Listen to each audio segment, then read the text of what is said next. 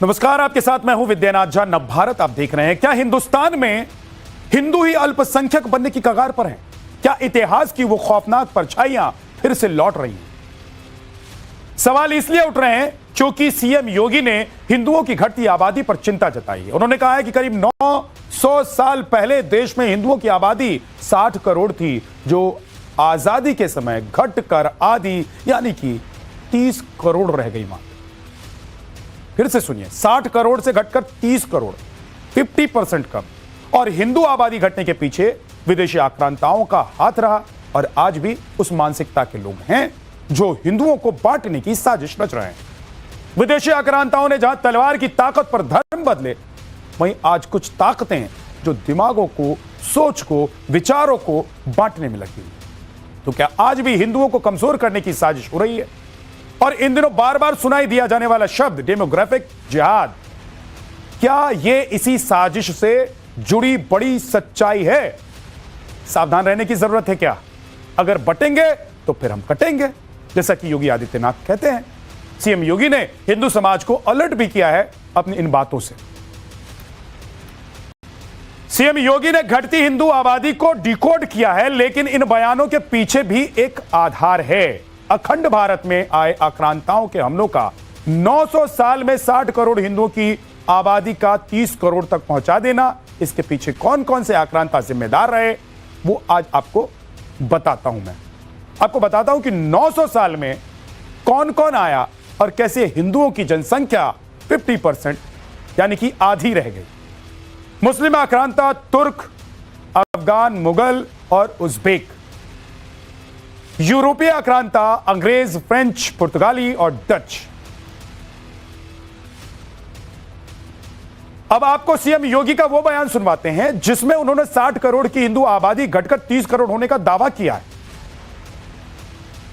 कहते हैं भारत पे जब इस्लाम ने पहला हमला किया था, उस समय भारत की आबादी यानी उसके बाद भी सन 1100 तक भारत के अंदर हिंदुओं की आबादी 60 करोड़ थी, 60 करोड़।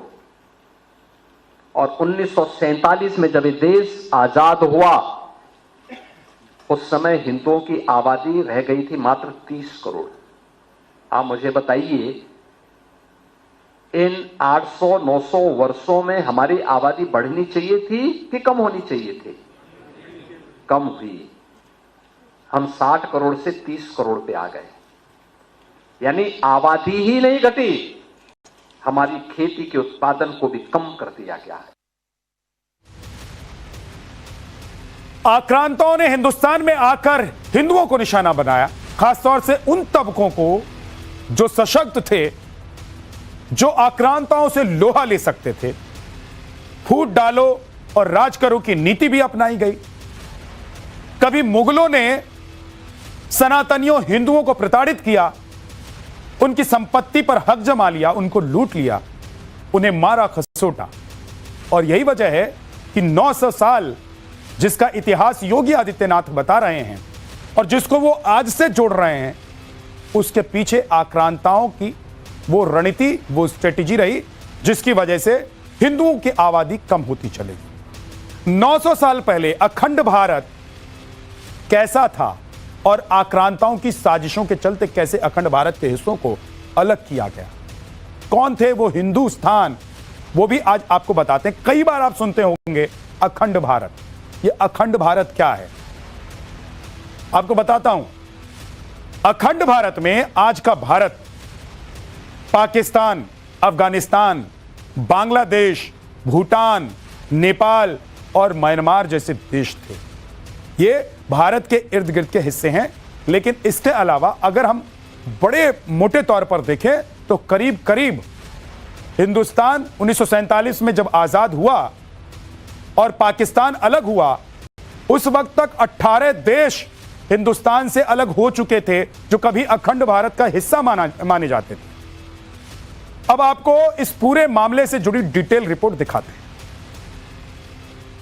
सन 1100 तक भारत के अंदर हिंदुओं की आबादी 60 करोड़ थी, 60 करोड़। और 1947 में जब ये देश आजाद हुआ, उस समय हिंदुओं की आबादी रह गई थी मात्र 30 करोड़। आप मुझे बताइए, इन 800-900 वर्षों में हमारी आबादी बढ़नी चाहिए थी कि कम होनी चाहिए थी? 60 करोड़ से 30 करोड़ हिंदू कैसे हो गए? यह सवाल मुख्यमंत्री योगी आदित्यनाथ ने यूं ही नहीं उठाया। हिंदुओं की आधी हुई इस आबादी पर बहुत गंभीर बात कही है। इस दौरान देश पर मोहम्मद गौरी ने आक्रमण किया। इसके बाद गुलाम वंश ने हिंदुओं का दमन किया। खिलजी वंश, तुगलक, सैयद और लोदी वंश ने भी शासन किया। फिर उसके बाद एंट्री हुई मुगलों की। मुगलों के बाद अंग्रेजों ने 1947 तक हिंदुस्तान पर राज किया। तो क्या हिंदुओं की कम हुई इस जनसंख्या को लेकर योगी के टारगेट पर विदेशी आक्रांता और उनकी एंट्री हिंदू दमनकारी नीति थी? योगी आदित्यनाथ जिस 1100वीं ईस्वी की बात कर रहे हैं, तब अखंड भारत हुआ करता था, यानी तब के हिंदुस्तान का दायरा बहुत ज्यादा फैला हुआ था। 1919 में अफगानिस्तान अलग राष्ट्र बना। 1937 में म्यांमार अस्तित्व में आया। 1947 में पाकिस्तान वजूद में आया। 1971 में बांग्लादेश बना। नेपाल, भूटान, श्रीलंका, मालदीव और तिब्बत के कुछ हिस्सों को भी अखंड भारत कहा जाता था। कहते हैं कि अखंड भारत में हिंदू दूर दूर तक फैले थे। इनके साथ क्या हुआ, क्यों हुआ, जिसका उदाहरण पाकिस्तान और बांग्लादेश के जरिए समझ सकते हैं। बंटवारे के समय पाकिस्तान में करीब 20% हिंदू थे, जो अब 1.6% के आसपास हैं। जबकि बांग्लादेश में 1971 में 20% हिंदू थे, वहां भी अब घटकर केवल 8% रह गए। और ऐसा नहीं है कि सब भागकर हिंदुस्तान आ गए, बल्कि उनका टॉर्चर किया गया, भूखा रखा गया, कन्वर्ट किया गया और भी बहुत कुछ हुआ। हिंदुओं के लिए हालात इतने डरावने किए गए कि वो ना तो सनातनी रह पाए और ना ही हिंदुस्तान में जगह पा सके। आबादी जो कम हुई, आक्रांताओं ने ही मारा नहीं, बल्कि भूख से मरे, बीमारी से मरे, तमाम अन्य प्रकार की यातनाओं से मरे। विदेशी दास्ता ऐसे ही होती है। इस देश पे वही किया गया। इस देश पर अत्याचार किया गया, उसका शोषण किया गया। हिंदू मुस्लिमों को लेकर ओवैसी का नैरेटिव क्या है? देश की मुस्लिम लीडरशिप किस तरह मुस्लिमों पर अत्याचार की आड़ में एजेंडा चलाती है, ये आपको बताएंगे। मगर पहले योगी की बातों को आगे बढ़ाने वाली एक रिपोर्ट आपको दिखाते हैं। फिर समझ आएगा कि हिंदुओं के लिए हालात चिंताजनक क्यों बताए जा रहे हैं। Tata institute of social sciences यानी टीस की रिपोर्ट कहती है कि हिंदुओं की आबादी 1961 में 88% थी, जो 2011 में 66% तक पहुंच गई। जबकि 1961 में मुस्लिम आबादी 8% थी और ये बढ़कर 2011 में 21% तक पहुंच चुकी है।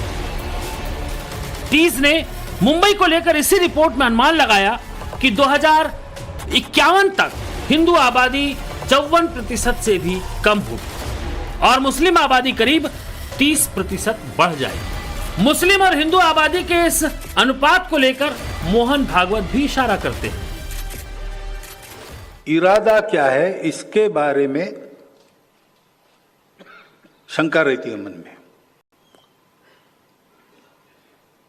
तो पहली तो बात संख्या की है। तो जनसंख्या के असंतुलन में वास्तव में उसके कारण क्या है?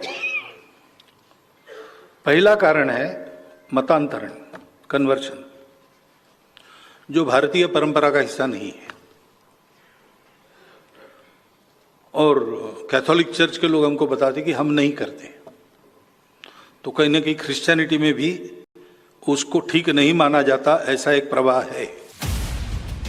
उत्तर, दक्षिण, पूरब, पश्चिम हर तरफ हिंदुओं की घटी आबादी का पैटर्न डरावना है और इसे हिंदू मुस्लिम की जगह इस तौर पर देखना चाहिए कि बहुभाषी बहुसांस्कृतिक देश में हिंदू और मुस्लिम जनसंख्या का पिछले 7 दशकों के तुलनात्मक अध्ययन में एक निर्णायक और डरावना मोड़ आया है।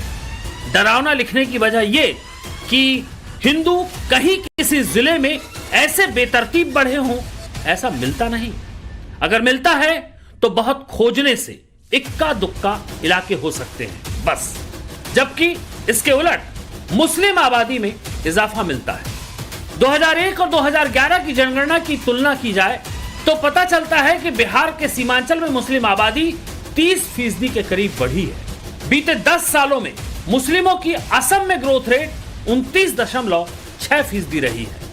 पश्चिम बंगाल में मुस्लिम आबादी 2001 में 25.25 से बढ़कर 2011 में 27.01% हो गई। लेकिन इन सब के बावजूद ओवैसी जैसे नेता मुस्लिम जमात के बीच इस पर नया कलेवर दे देते हैं अपने मतलब की बातें और फायदे के साथ। Today, as per 2011 census, in Assam 34% population is minority. So if you remove 3% indigenous Assamese Muslim, then 31% is the Muslim who migrated to Assam. And if you projected that on the basis of 2021, 31 and 41, you come to a almost 50-50 position. So there is no my take. I am just stating you what is the statistical census report. हमारे मुल्क में एक चीज है TFR, total fertility rate, वो 2% हो गया। माने इंडिया का फर्टिलिटी रेट बहुत ज्यादा गिरा और सबसे ज्यादा अगर TFR रेट गिरा मुसलमानों का गिरा। मुसलमानों का गिरा। ये national family health survey 5th उसका रिकॉर्ड बता रहा है। देश में मुस्लिम बढ़े हैं और हिंदू घटे हैं। इसकी एक वजह हिंदुओं में बच्चे कम पैदा करने की प्रवृत्ति भी मानी जाती है। बच्चे दो ही अच्छे वाला स्लोगन हर गांव स्कूल में फेमस हो चला था। लेकिन हिंदुओं की सबसे बड़ी आबादी वाले मुल्क में ही हिंदू अल्पसंख्यक होने की सूरत में आएंगे तो चिंता लाजमी है। उदाहरण के तौर पर डेमोग्राफी में हुए बदलाव के कुछ आंकड़ों पर गौर करिए।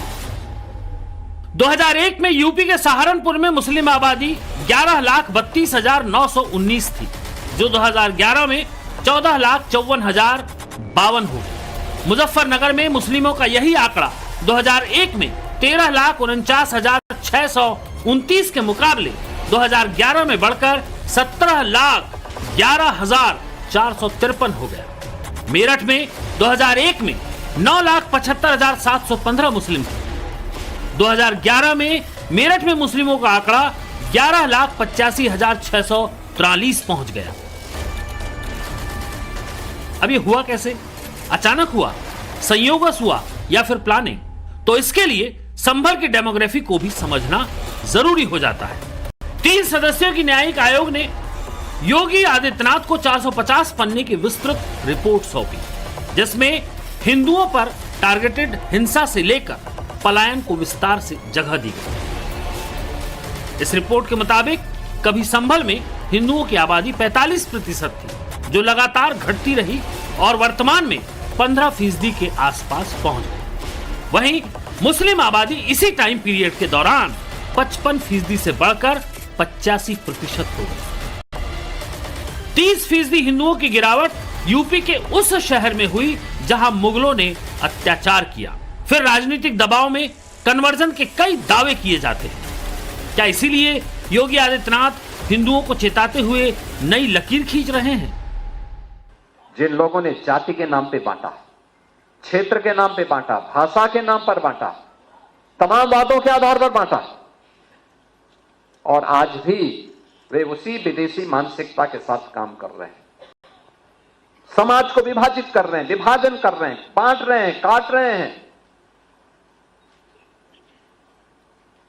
वे लोग इस स्वदेशी अभियान में भी तमाम प्रकार की उंगलियां उठाएंगे। बात यूपी भर की नहीं है, बल्कि देश के कई हिस्सों में इसे चुनावी मुद्दा भी बनाया जाता है। कई एजेंसियों की रिसर्च रिपोर्ट भी इस पर चिंता जताती है। हो सकता है टोटल फर्टिलिटी रेट यानी TFR असंतुलित हुई हो। अवैध घुसपैठ भी इसका कारण हो सकता है। लोभ लालच के साथ धर्मांतरण और इलाके से हिंदुओं का पलायन भी वजह माना जाता रहा है। हालांकि जिस तरह बीते कुछ सालों से रोहिंग्या और बांग्लादेशियों को बसाने की कोशिश हो रही है, वो सवाल उठाती है कि इसे महज सियासी विवाद के तौर पर देखा जाना चाहिए या ठोस उपाय निकालने की जरूरत वाकई आ गई है। For more of such videos, do like, share and subscribe to ET Now Swadesh.